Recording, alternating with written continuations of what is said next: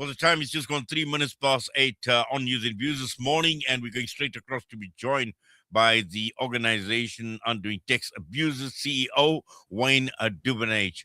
Wayne, good morning to you, sir, and welcome to the show. Nice to be with you this morning. Yes, Wayne, this announcement and the approval about cabinet approval regarding extending the or no more 5-year renewals of licenses. OUTA obviously has been taking a very close look at this particular issue. Just some background, Wayne, before we get into the approval and what OUTA is actually hoping in terms of what will be achieved eventually. Yes, so as far back as 2020, during the height of COVID, we saw a big backlog of driver's licenses being issued. The machine was breaking down; they couldn't keep pace with the demands, and we suggested to the minister or to the department at the time that why don't they consider extending the driver's license validity to 5 years, from 5 years to 10 years. Because that would alleviate a lot of the pressure, not having to renew and almost halving the amount of pressure on the institution. Then we did some research on this and found that around the world, 10 years is very acceptable. In fact, there's some countries at 15 years renewal. And our research with motorists as well of some of their frustrations with the driver's license renewals then was presented to the Minister Fikile Mbalula at the time, back in 2022. And he indicated that they would look into it. They would do their own research to corroborate ours if it was the case. And it seemed to be moving in the right direction, but then he left and Sindisiwe Chikunga came in as the minister. She did nothing about it. And Barbara Creasy took the baton. We met with her and presented our findings to her. And here we are 2 years later. Finally, we have some sanity prevailing. This is a very good development because it makes things more efficient in the country and it places less pressure and less anxiety on motorists. Yes, Wayne, I noticed that this at this point in time is limited to light motor vehicles. What is the thinking or reasoning behind this? We're not really sure. Obviously there are bigger concerns of road safety when it comes to bus drivers and people who drive taxis with public private drivers permits. So you have the Uber component there as well.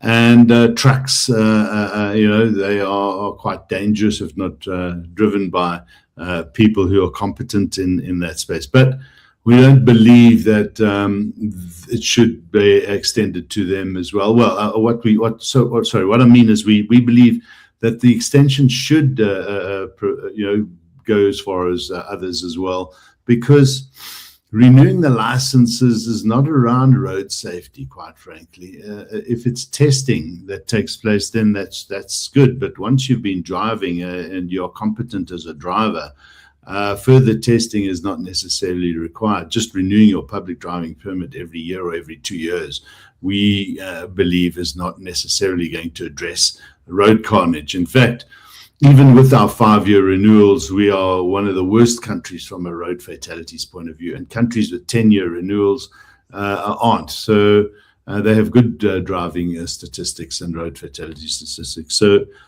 yeah, I think this is the first step. It will probably, the industry associations in those industries need to make submissions to the minister and see if they can push those extension periods out a bit, because it does cost a lot of money. It takes a lot of time for these drivers to have their licenses renewed.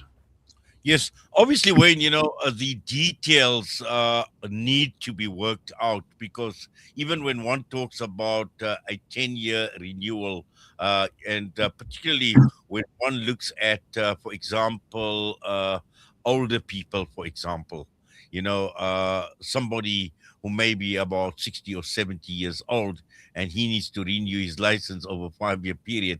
Now you're looking at extending it over a 10-year period. I'm not too sure whether those details have been thought of or they've been worked out.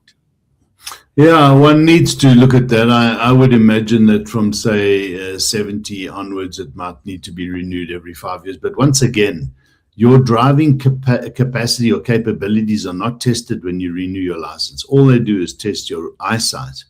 And so there's no point in renewing every 5 years. In fact, even eyesight. I mean, I know that you or I don't want to drive blind. You would get glasses if your eyesight was fading, because you don't want to put yourself in a dangerous situation. But that said, it's not about driving competence that is tested when you renew your license. So again, it doesn't make sense to not apply it across the board. Obviously, it does come a time where the older you get, your ability to drive does become impaired, and you then have your license revoked when and if it's proven that you can't drive. And very often, it's family members who stop their elderly parents from driving because they can see the deterioration in the driving quality. It's not the government, it's not testing of their driving skills. So let's see what happens. But I think this is a good step in the right direction, first step, and it will obviously unfold. We'll hear shortly what these changes, when they're going to apply from, and get more clarity on, does it apply for only new licenses that are renewed, or does your license that expires next year get extended for another 5 years? That type of questioning needs to still come to the fore. Yes, and also I think from the OUTA perspective, your major concern would be the administrative side of things, particularly when it comes to license renewals. We've heard over and over again about machine breakdowns, huge backlogs, and again, there is an administrative bloat, for one of a better term, but also at the same time, the high cost of operating these systems in issuing licenses. Yes, I mean, we've been raising this for some time. We had to get involved in stopping that very expensive tender for a new card machine, where we could see corruption was unfolding. And then, to have machines breaking down. So what we do believe is happening is the department is looking at engaging the government printing works who do all the cards for the ID cards. So it makes sense to have driver's license cards with its new security features printed by the government printing works. There are obviously some requirements there, integration of information, and we can't see a problem with that. So that seems to be unfolding right now. And what we need is a government to act efficiently, to have all its ducks in a row, and make sure that we don't get into situations where we run out of the ability to print cards, or, as we've seen very recently, run out of paper at licensing centers to print vehicle licenses. I mean, that's just unheard of. It's absurd. That is sheer incompetence and bad planning when you run out of special paper required for licenses for vehicles. Again, we need an efficient government that plans ahead, that makes life easier for its citizens without compromising road safety. And this government has been failing badly in that regard for far too long. And it seems like there's some improvements on the way. Well, certainly, and I think, when you talk about running out of paper, I mean, clearly that is unacceptable, both, from an efficiency point of view, but also in terms of a planning, because I'm sure, Dwayne, that, we've built enough intelligence, we've built enough information around this matter in terms of the number of licenses that are issued possibly on a monthly basis, on an annual basis. We must be having some statistics in terms of the number of drivers and motorists that we have in the world, in the country, that hold these licenses. So clearly that is not acceptable. Yeah, that's just bad planning. As you say, they know exactly how much paper they need.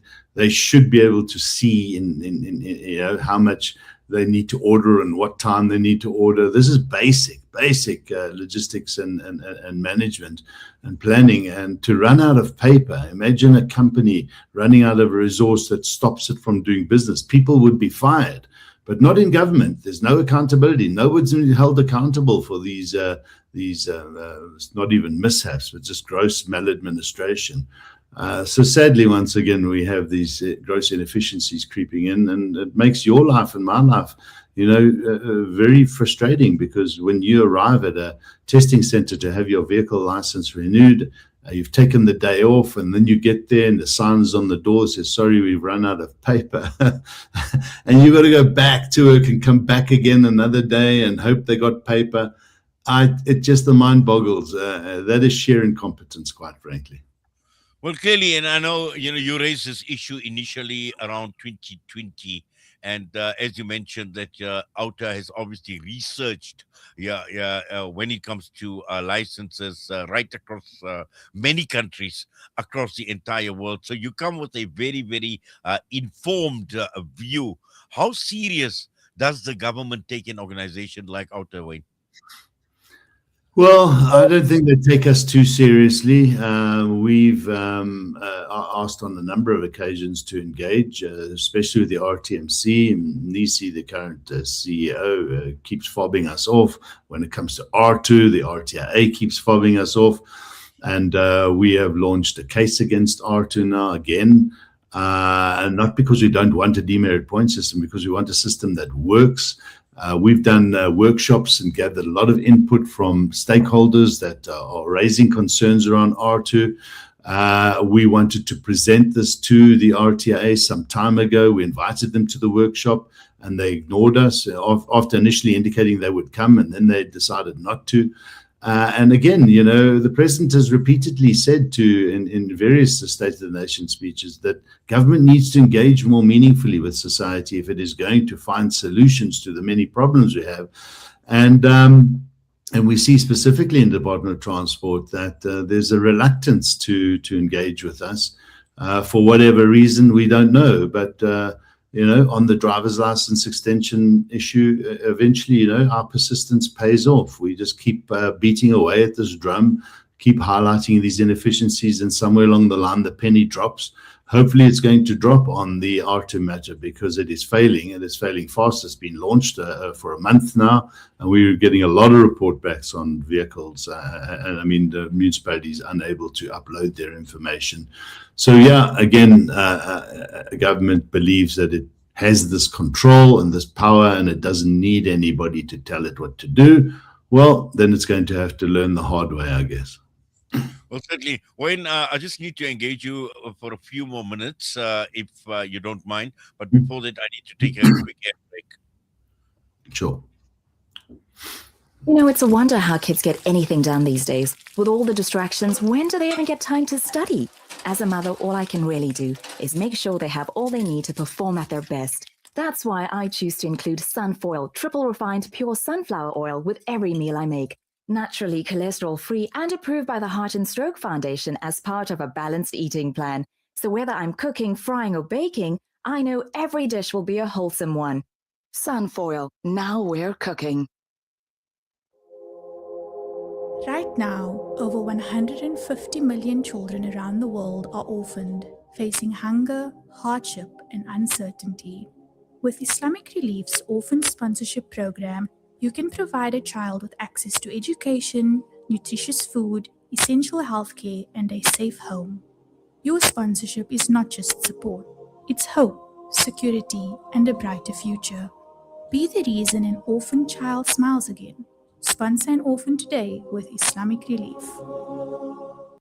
Discover the Africa of your dreams and surround yourself with her spectacular beauty. Relax beneath her serene sunsets and explore wildlife at its natural best. It's where the pride of Africa comes together. The Kwantu Private Game Reserve. Get to know the Big Five or cruise on an elephant safari game drive. Interact with lion and tiger cubs and enjoy world-class halal cuisine while we pamper you during your 5-star stay. Indulge in the true African experience. For reservations, call now on 042-203-1400 or visit kwantu.co.za. The Kwantu Private Game Reserve, the place of gathering. Are you banking with convenience, transparency, and flexibility? With Al Baraka Bank's transactional banking account, you can enjoy convenient everyday banking designed around your needs. Benefit from zero fees on point-of-sale transactions and manage your banking easily through Al Baraka's secure mobile banking app and internet banking platform. From everyday payments to managing your personal or business banking, Al Baraka makes banking simple, transparent, and convenient. Visit albaraka.co.za to learn more. Al Baraka, your partner bank. Al Baraka Bank Limited is an authorized financial services and credit provider. Gaza needs your support more than ever. Homes have been shattered and families have lost everything. With your support, our teams are delivering clean water tankers, feeding the hungry, and assisting orphans who have no one left. Let us give Gaza whatever help we can. African Muslims Agency, empowering, educating, inspiring. Rejuvenating media day by day. This is Salam Media.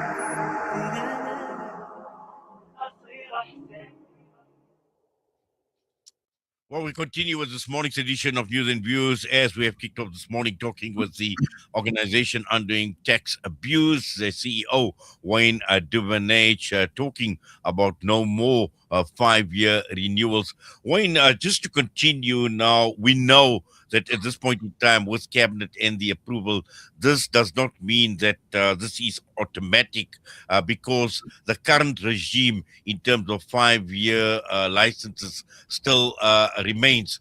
The key issue here is, there are certain questions that will be raised with the Department of Transport. One being, when will this take effect, the 10-year period take effect? And also in terms of, when is this going to apply? Is this going to apply only to cards issued from a certain date or looking at cards that are already in circulation? These are important and critical questions.